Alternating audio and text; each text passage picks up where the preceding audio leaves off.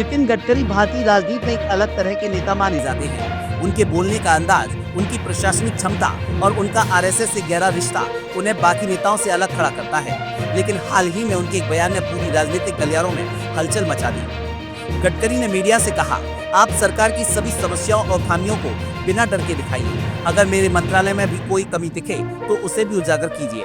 अब यह एक साधारण बयान नहीं था, यह एक ऐसा समय था जब बीजेपी में नेतृत्व को लेकर चर्चाएं तेज थी, खासकर 30 मार्च को नरेंद्र मोदी और मोहन भागवत की महत्वपूर्ण बैठक से पहले। गडकरी का यह बयान ऐसे समय में आया जब बीजेपी के शीर्ष नेतृत्व की मीडिया नीति स्पष्ट थी, सिर्फ पॉजिटिव नैरेटिव चलाना, सरकार की छवि बनाए रखना और विपक्ष को हाशिए पर ढकेलना। ऐसे में गडकरी की यह दो टूक मीडिया को एक संकेत दे रही थी। मीडिया को यह छूट क्यों? क्या गडकरी का कोई इशारा था? बीजेपी का मीडिया मैनेजमेंट हमेशा से बेहद सख्त रहा है। 2014 के बाद से पार्टी के हर बड़े नेता को मीडिया से तालमेल बैठाकर चलने की हिदायत दी जाती रही है। ऐसे में सवाल उठता है कि गडकरी ने अचानक से यह छूट क्यों दी? संभावित कारण नंबर 1, आरएसएस का कनेक्शन। गडकरी को हमेशा से आरएसएस का करीबी माना जाता है। वे संघ की विचारधारा और प्रशासनिक ढांचे के सबसे बड़े समर्थकों में से एक रहे हैं। ऐसे में 30 मार्च को होने वाली बैठक में बीजेपी अध्यक्ष पद को लेकर चल रही चर्चाओं के बीच यह बयान एक बड़ा राजनीतिक संकेत था। मोदी शाह का मीडिया नियंत्रण। मोदी और अमित शाह ने मीडिया की नैरेटिव पर हमेशा से मजबूत पकड़ बनाई रखी है। न्यूज चैनलों से लेकर सोशल मीडिया तक बीजेपी की छवि को लेकर एक संगठित प्रयास चलाया गया है। गडकरी का यह बयान इस नीति के ठीक उलट था। क्या यह संकेत था कि वे इस प्रचार तंत्र से खुद को अलग कर रहे हैं? नंबर 3, बीजेपी अध्यक्ष पद चर्चा। मार्च के अंत में बीजेपी के नए अध्यक्ष को लेकर चर्चा हो रही है। जेपी नड्डा को रिप्लेस करने के लिए कई नाम सामने आ रहे हैं। गडकरी का नाम भी अतीत में इस पद के लिए उछला था, लेकिन मोदी शाह के दौर में उन्हें किनारे कर दिया गया। ऐसे में क्या यह बयान उनकी बढ़ती महत्वाकांक्षा को दिखाता है? आरएसएस, गडकरी और बीजेपी की रणनीति। बीजेपी और आरएसएस का रिश्ता हमेशा से जटिल रहा है। मोदी और अमित शाह के नेतृत्व में बीजेपी ने आरएसएस के कई दिग्गजों को धीरे धीरे हाशिए पर डाल दिया। गडकरी, जो कभी बीजेपी के राष्ट्रीय अध्यक्ष थे, उन्हें भी धीरे धीरे केंद्रीय भूमिका से दूर किया गया। लेकिन गडकरी संघ के ऐसे नेता हैं जिन्हें संगठन में आज भी गहरी पैठ हासिल है।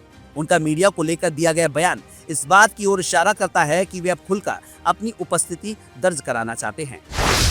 क्या आरएसएस गडकरी के जरिए मोदी शाह को संकेत दे रहा है? आरएसएस के कई नेता पिछले कुछ सालों से बीजेपी के कामकाज से नाखुश रहे हैं। मोदी शाह की जोड़ी ने आरएसएस की परंपरागत विचारधारा से थोड़ा अलग रास्ता अपनाया है। इस असंतोष का संकेत पहले भी मिल चुका है। 2019 में संघ प्रमुख मोहन भागवत ने हिंदुत्व की नई परिभाषा पर जोर दिया था, जिससे संकेत मिला था कि वे सिर्फ राजनीति नहीं बल्कि विचारधारा पर ध्यान देना चाहते हैं। 2022 में संघ के कुछ वरिष्ठ नेताओं ने आंतरिक बैठकों में कहा था कि बीजेपी अब संघ के नेतृत्व में नहीं बल्कि मोदी के नेतृत्व में चल रही है। गडकरी का बयान ऐसे ही असंतोष का प्रतिनिधित्व करता दिखता है। क्या गडकरी की राजनीति में नई एंट्री हो रही है? बीजेपी की राजनीति में गडकरी की भूमिका सीमित कर दी गई थी, लेकिन उनके इस बयान से लगता है कि वे फिर से सक्रिय हो सकते हैं। बीजेपी अध्यक्ष पद के लिए दबाव। नड्डा को हटाने की चर्चा चल रही है, लेकिन मोदी शाह की पसंद शायद कोई और हो। गडकरी के इस बयान से संकेत मिलता है कि बीजेपी नेतृत्व पर अपनी उपस्थिति महसूस कराना चाहते हैं। संघ भी चाह सकता है कि बीजेपी में कोई ऐसा नेता आए जो सिर्फ मोदी शाह की न सुने। मोदी के बाद के युग की तैयारी। सितंबर 2025 में नरेंद्र मोदी 75 वर्ष के हो जाएंगे। बीजेपी के नियमों के अनुसार 75 वर्ष की उम्र पार करने के बाद कोई व्यक्ति सरकार में सक्रिय पद पर नहीं रह सकता। ऐसे में 2029 का चुनाव किसके नेतृत्व में लड़ा जाएगा, यह सवाल खड़ा हो सकता है। गडकरी, जो संगठन के स्तर पर मजबूत हैं, भविष्य की राजनीति के लिए खुद को प्रोजेक्ट कर सकते हैं। गडकरी बनाम मोदी शाह एक नई खींचतान। यह स्पष्ट है कि गडकरी बीजेपी में सिस्टम के खिलाफ नहीं है, लेकिन वे ये भी नहीं चाहते कि उन्हें पूरी तरह हाशिए पर डाल दिया जाए। मोदी और शाह के दौर में बीजेपी में एक नया राजनीतिक कल्चर आया, पूरी पार्टी को एक केंद्रित नेतृत्व के तहत चलाने का। गडकरी का व्यक्तित्व इस राजनीति से मेल नहीं खाता। वे संघ के मूल्यों में विश्वास रखते हैं, लेकिन हाईकमान कल्चर को पूरी तरह स्वीकार नहीं करती। अगर गडकरी का यह बयान एक राजनीतिक संकेत है, तो आने वाले महीनों में बीजेपी के भीतर बड़ी हलचल देखने को मिल सकती है। 30 मार्च की बैठक और इसके संभावित नतीजे। अब सबकी नजर 30 मार्च की बैठक पर होगी, जहां बीजेपी अध्यक्ष पद पर फैसला होना है। इस बैठक में 3 बड़े मुद्दे चर्चा में रह सकते हैं। नंबर 1, बीजेपी का अगला अध्यक्ष कौन होगा? क्या यह फिर से संघ के किसी करीबी को मिलेगा? क्या गडकरी का नाम अंदरूनी चर्चा में आएगा? नंबर 2, आरएसएस की बीजेपी पर पकड़।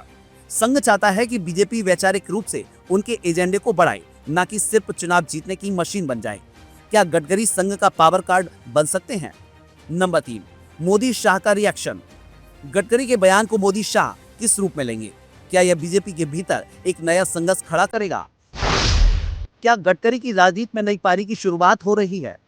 गडकरी का मीडिया को खुलकर सरकार की आलोचना करने की छूट देना साधारण बयान नहीं है। यह एक रणनीतिक कदम भी हो सकता है, जिससे वे यह संदेश देना चाहते हैं कि वे सिर्फ एक मंत्री भर नहीं हैं, बल्कि अब भी पार्टी और संगठन में उनका प्रभाव कायम है। यह बयान उस समय आया जब बीजेपी में शीर्ष नेतृत्व को लेकर चर्चाएं चल रही हैं और आरएसएस अपनी खोई हुई पकड़ वापस पाने की कोशिश कर रहा है। अब देखने वाली बात होगी कि क्या यह सिर्फ एक बयान भर था या आने वाले दिनों में बीजेपी में कोई बड़ा राजनीतिक बदलाव देखने को मिलेगा। क्या 30 मार्च की बैठक कोई बड़ा सियासी मोड़ लाएगी? क्या गडकरी, जो कभी बीजेपी अध्यक्ष थे, फिर से पार्टी के शीर्ष पर अपनी जगह बनाने की कोशिश कर रहे हैं? आने वाला समय इन सवालों का जवाब देगा।